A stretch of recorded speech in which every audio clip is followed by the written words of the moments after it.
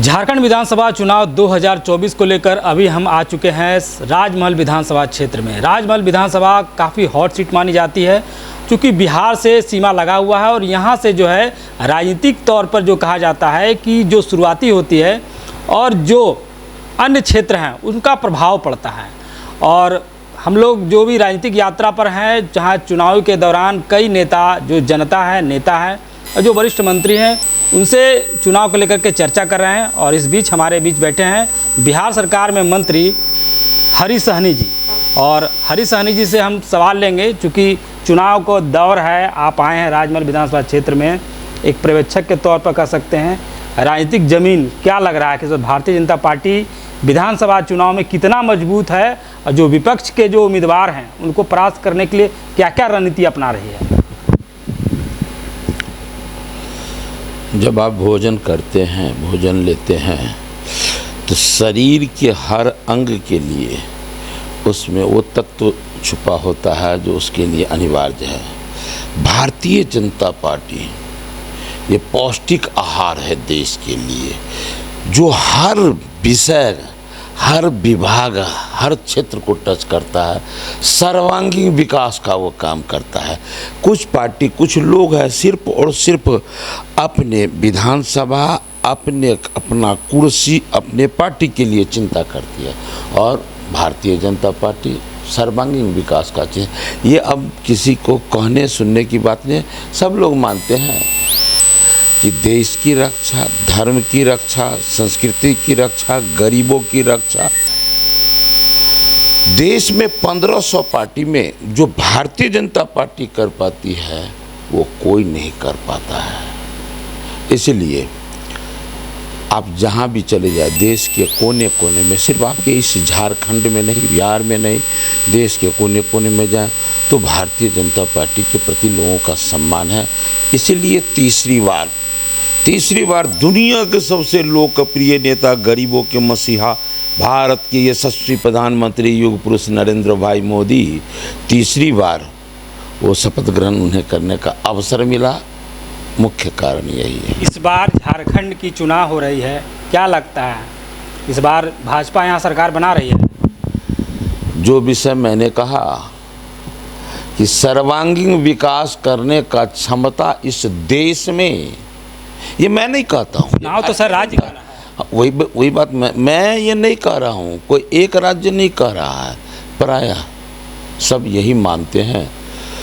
तो निश्चित रूप से कुछ पार्टी आंख में धूल झोंक कर, झूठ बोल कर कुछ पार्टी उस सत्ता में बने रहने का प्रयास करता है। लेकिन जो सच्चाई है, भारतीय जनता पार्टी सबका साथ, सबका विकास, सबका विश्वास, सबका प्रयास वो बोलते हैं तो जनता के सामने पेश भी उसी रूप में आता है। इसलिए लोग मानते हैं कि भारतीय जनता पार्टी का सम्मान हर जगह होगा और यहाँ भी भारतीय जनता पार्टी सरकार बनाएगी।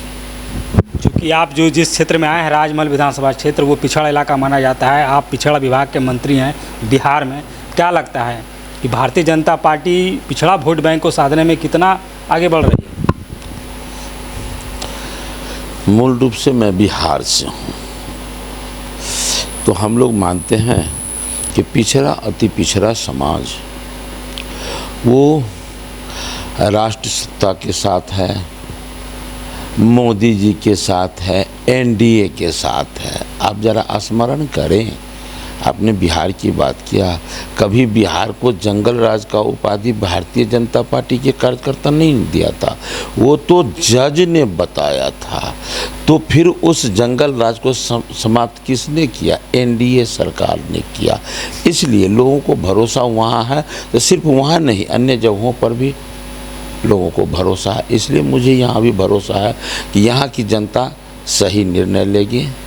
और आपके यहाँ राजमहल में जो यहाँ के एनडीए के उम्मीदवार है आनंद कुमार ओझा जी, इस आनंद कुमार ओझा जी को भारी बहुमत से जिताकर भेजने का काम करेगी, पूरा विश्वास है, भरोसा है। झारखंड मुक्ति मोर्चा जो यहाँ की मुख्य विपक्षी पार्टी है और राज्य की सत्ताधारी पार्टी है, उनका कहना है कि भारतीय जनता पार्टी जो है पिछड़ा विरोधी पार्टी है और लगातार वहाँ पर जो है पिछड़ाओं का जो है सम्मान नहीं होता है, उनका प्रताड़ना होता है, इस पर आप क्या कहेंगे? देखिए, मैंने पहले ही कहा कि कुछ पार्टियां हैं जब सत्ता में रहते हैं तो काम करने में वो पीछे रहते हैं, अपने कुर्सी की सुरक्षा करने में आगे रहते हैं, लेकिन जब बोलने की बारी आती है तो फिर आगे फ्रंट पर रहते हैं। भाई, मैं भी तो आपके पड़ोसी ही हूँ, बिहार पड़ोसी हैं, आप देख लीजिए वहाँ पर कैसा सम्मान है। अब बताइए कि हम बस प्रारंभ से भारतीय जनता पार्टी के साथ रहा और वहाँ साथ रहा तो मुझे याद है जब से भारतीय जनता पार्टी अपने अस्तित्व में आया, मेरे समाज को खास करके मैं भी तो अति पिछड़ा का हूँ, तो मैं निषाद समाज से हूँ, तो वहाँ जब से हमारे पार्टी सरकार में आई, सफलता को प्राप्त की, तो कैप्टन जयनारायण निषाद को सम्मान किए, वो डॉक्टर भगवान लाल सहनी को पिछड़ा आयोग का राष्ट्रीय अध्यक्ष बनाए, रामचंद्र सहनी को मंत्री लंबे समय तक बना के रखे, नीलम सहनी को, ब्रजकिशोर बिंद को, अर्जुन सहनी को, मुकेश सहनी को 11 टिकट दिया। 11 टिकट आज तक इस झारखंड में कितना मिला है टिकट, थोड़ा बताइए। झारखंड में आपको बता देता हूँ, अति पिछड़ा मैंने कहा तो अति पिछड़ा में एक समाज नहीं आता है। तो फिर भी जो समुदाय है उन तो होगा ना आपके पास डाटा कि भाई 81 विधानसभा क्षेत्र में पिछड़ा इलाका है, दलित इलाका है, एससी इलाका है, सब लोग एसटी एससी की बात करते हैं। पिछड़ा समाज को कितना टिकट भारतीय जनता पार्टी दी है विधानसभा चुनाव में? एक बात बता दीजिए आप हमको, हम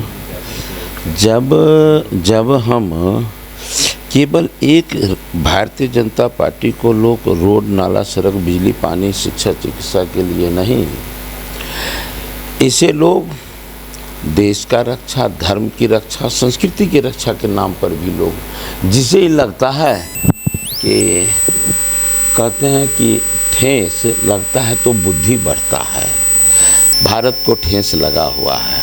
हम ऐसा कर्म नहीं करें कि केवल और केवल रोड, नाला, सड़क के लिए, अपने सुविधा के लिए हम अपने प्रांत, अपने देश को भी हम खतरा के आर पर लाके खड़ा कर दें। ये लोगों के मन में चुनाव, मंत्री जी, देश का चुनाव हो गया है, राज्य का चुनाव है, राज्य के मुद्दों पर बात करना है। राज्य के मुद्दा पर आप क्या समझते हैं कि भारतीय जनता पार्टी जहां जितने हम जगहों पर थे उससे निरंतर हम आगे बढ़ते गए। हम अपने इस देश के विभिन्न राज्यों को हम सुविधा दे रहे हैं, इसीलिए तो हाँ, कहीं ये है कि लोग झूठ बोलने में थोड़ा सा ज़्यादा जो अग्रसर हो जाते हैं, तो जनता भ्रमित कर। अब जो सत्ता में रहने के लिए किसी भी हद तक कोई भी विषय में झूठ बोलने के लिए तैयार है, उसमें फिसल जाते हैं कभी कभी। नहीं तो बाद में कि आप जब देखेंगे केवल अपना वस्त्र से पूरे देश को नहीं नाप लीजिए कि मैं साफ हूँ तो सब है। आज निरंतर ये भारतीय जनता पार्टी विभिन्न राज्यों में अपना स्थान बनाते जा रहा है। इससे भी आपको ये मान लेना होगा कि निश्चित रूप से भारतीय जनता पार्टी सभी समाज का, सभी वर्गों का वो ख्याल रखती है, इसीलिए आगे बढ़ रही है। आप इस क्षेत्र में आए हैं, राजमहल विधानसभा क्षेत्र है जो 01 है, कह सकते हैं बिहार सीमा लगी हुई है। इस बार आप जब आए हैं तो विधानसभा क्षेत्रों का दौरा करेंगे, पिछड़ा वोट को कितना साधेंगे और क्या लगता है कि जो पिछड़ा वोट छिटक रहा है, जो झारखंड मुक्ति मोर्चा की ओर जा रहा है, इसको साधने में और पार्टी को लाभ पहुंचाने में आप क्या रणनीति लेकर के आए हैं और क्या भूमिका अदा करना चाहते हैं, स्पष्ट करें। बताएंगे, प्रेस ऐसे नहीं, प्रेस करके बताऊंगा कि क्या कर सकते हैं और क्या हो सकता है। बस कल परसों तक प्रेस करके बताऊंगा अपने समाज को कि क्या संभव है, क्या हो सकता है, क्या किया जा सकता है, बताऊंगा। और जहाँ तक मैंने पहले ही कहा कि केवल रोड, नाला, सड़क नहीं, लोग हर तरह के सुविधा असुविधा को देखकर जिस प्रकार का माहौल लोग अपने कुर्सी को केवल और केवल कुर्सी के सुरक्षा में अपने प्रांत को भी खतरे में डालने का मतलब भूल करते हैं सो नहीं, उस इन विषयों को महत्व नहीं देते हैं, अपने प्रांत को भी खतरा में डालने का लोग कदम उठा लेते हैं। तो ये बात झारखंड के लोग भी बहुत हद तक जानते हैं, बुझ रहे हैं, समझ रहे हैं। कुछ बात आप केवल नेता नहीं, यहाँ के मतदाताओं पर भी छोड़ दीजिए। जो ये है बिहार सरकार में कैबिनेट मंत्री जो पिछड़ा विभाग के हैं, हरी सहनी जी, जो संथाल हुल एक्सप्रेस के जवाब दे रहे थे। इनका कहना है कि भारतीय जनता पार्टी हमेशा से पिछड़ों को लेकर के आगे बढ़ती रही है। कई ऐसे नेता हैं जो कि पिछड़े समुदाय से हैं, जिनको तवज्जो दिया गया है और विशिष्ट जगहों पर उन्होंने स्थान बनाया है। अब राजमहल विधानसभा चुनाव जो कि 20 नवंबर को जो है यहाँ के जनता जनार्दन अपना नया नेता चुनेंगे, और इस बार जब ये क्षेत्र में जाएंगे तो कितना प्रभाव क्षेत्र में पड़ेगा, यह देखने वाली बात होगी। और 23 तारीख को जो है रिजल्ट आएगा सामने, तो पता चलेगा कि झारखंड में किसकी जो है सरकार बनेगी। तो आप देख रहे हैं संथाल हुल एक्सप्रेस। मैं राजमहल विधानसभा क्षेत्र से शुभेंदु पंडित, कैमरामैन विवेक पासवान के साथ।